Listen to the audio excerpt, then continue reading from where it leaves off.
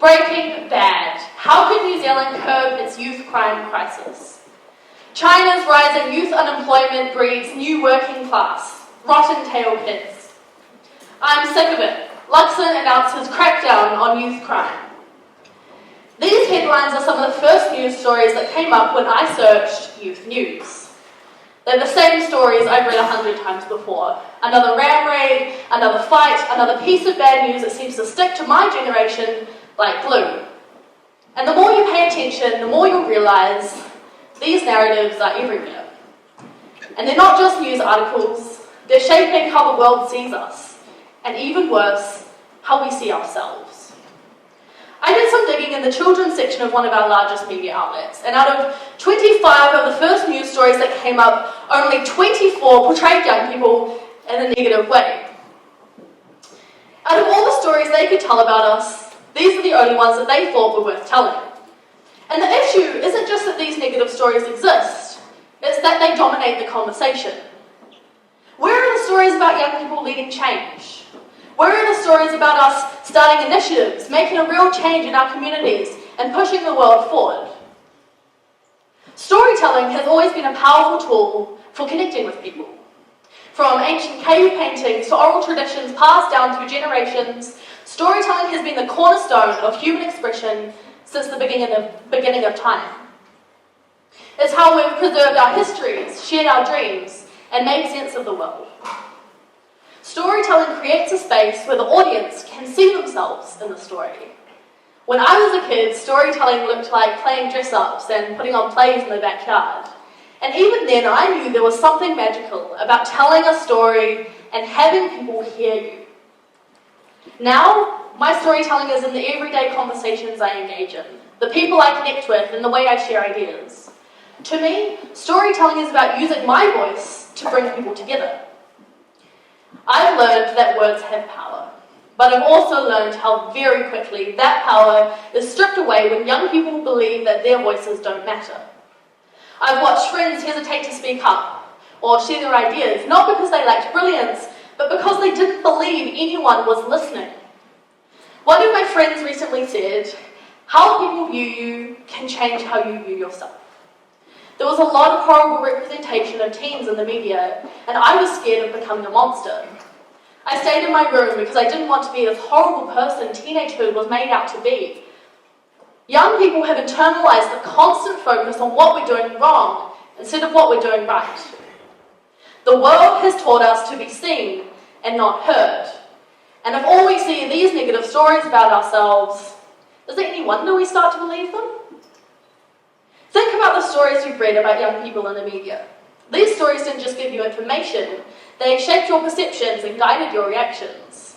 Reading articles about teen crime or disengagement can leave you feeling anxious or doubtful about the next generation. But stories of young people leading climate strikes or starting businesses can fill you with optimism and hope. The way media presents young people can either reinforce negative stereotypes or challenge them. And for every article highlighting youth trouble or apathy, there are countless stories of young people driving positive change that go untold. And the headlines we don't read shape our perceptions just as much as those we do. So, what would it be like if we saw stories that highlighted young people as leaders, as community builders, as innovators? Picture articles that celebrate the teenager who founded a youth mental health organisation to address the mental health crisis, or the high school student working with a local community to create products for sensitive skin. Imagine a world where every young person could see themselves in a story that reflects their potential. We don't have to wait for anyone else to make this shift. We don't need permission from traditional media to start telling these stories. And that's exactly why I co-founded Create Happy Media. I was sick of waiting for the headlines to change, so I decided to make my own. At Create Happy, we've built a platform where young voices are heard and celebrated. And by sharing these stories, we're crafting the counter-narrative. By giving young people a chance for their voices to be valued, we've seen young people who once struggled to speak up now become unafraid to share their stories. Young people with increased confidence, pride, and a willingness to step into leadership roles, all because their stories were finally told in a way who honoured who they are. So, how did we find our voices in a world that so often tries to silence them? Well, we became the storytellers rather than the story. We understood that it's not just about the stories we tell, it's also about the environment in which they are developed. We focused on building a community among our journalists. We've created a space where young people can get feedback on their work, become friends with like-minded people, and gain industry experience all at the same time. We celebrate creativity and encourage our journalists to explore new formats and storytelling techniques, and this freedom allows them to develop a unique voice, because they know at the end of the day, we will support them to tell whatever story they need to tell. The act of sharing our stories creates a space where young people can see themselves reflected in the media. Every story we tell and every voice we amplify all contribute to a larger conversation about what it means to be a young person in today's world, because that's what we deserve.